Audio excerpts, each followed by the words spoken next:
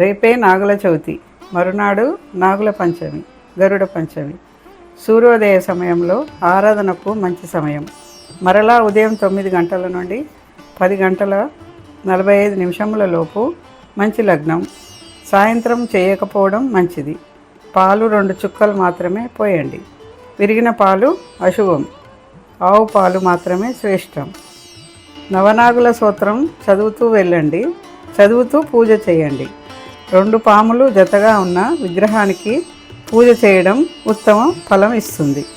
సుబ్రహ్మణ్య స్వామికి హోమం చేయండి. పుట్టమట్టిని బొట్టుగా పెట్టుకోండి. తేనె, శనగపప్పు, వడపప్పు, పానకం, పాలు, పెరుగు, చలిమిడి సుబ్రహ్మణ్య స్వామికి ఇష్టమైన నైవేద్యం. పూజ అయ్యే వరకు ఉపవాసం ఉండగలిగితే మంచిది. మాంసాహారం ఈ 2 రోజులు తినకండి.